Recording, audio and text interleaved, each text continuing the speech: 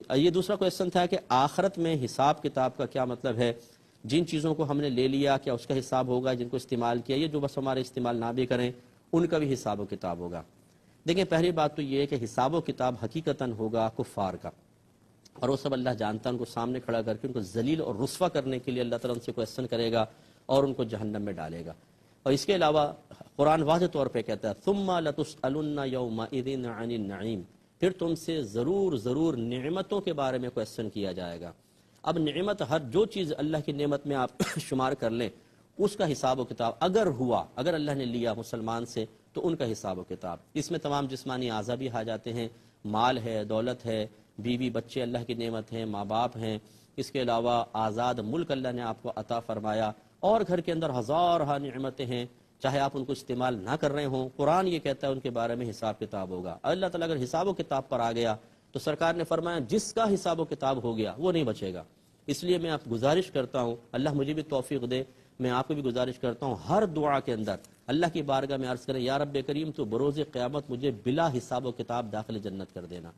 حساب کتاب تو کہیں نہیں، اگر کوئی سے لڑائی جھگڑا ہوتا ہے نا، ہم کہتے ہیں اچھا پھر ٹھیک ہے آخرت میں حساب کر لینا، نو بالکل نہ کہیں۔ آخرت کا حساب اگر ہو گیا بھائی جان تو ایک پلک جھپکنے کا بھی حساب دینا ہوگا، ایک نگاہ اڑ گئی اس کا بھی حساب دینا ہوگا، اور ہم نہیں دے سکتے۔ اللہ تعالیٰ حساب لینے پر آئے تو تباہ ہو جائیں گے بلا حساب و کتاب۔ اے اللہ ہم تیرے عاجز بندے ہیں، تیرے ساتھ ہم حسن ظن قائم کرتے ہیں کہ تو اپنے حبیب کے صدقے بلا حساب و کتاب ہمیں داخل جنت کر دے گا۔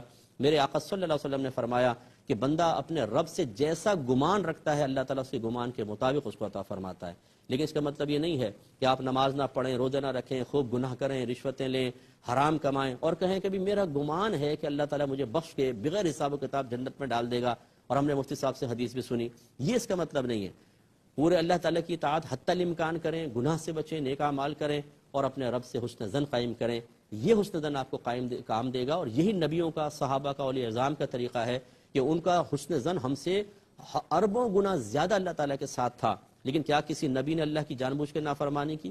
کسی صحابی نے کی ہو، کسی ولی نے کی ہو؟ اس کا مطلب یہ ہے حسن ظن قائم کرنے کا صحیح طریقہ کہ اطاعت مکمل ہو، اللہ کی فرما برداری بالکل کامل انداز میں کی گئی ہو، اب حسن ظن قائم کریں، انشاءاللہ اللہ تعالیٰ کرم فرمائے گا۔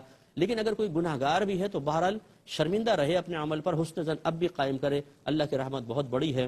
تو حساب و کتاب کا بھی نہ مانگے، اللہ تعالیٰ سے دعا کریں اللہ تعالیٰ میرے دشمنوں کا بھی حساب نہ لینا، اگر وہ مسلمان ہیں تو بلا حساب و کتاب داخل جنت کر دینا، کیونکہ جب آپ کسی اور کے لیے دعا کرتے ہیں تو آپ کے حق میں پہلے وہ دعا قبول ہوگی انشاءاللہ، اور آپ کا بیٹا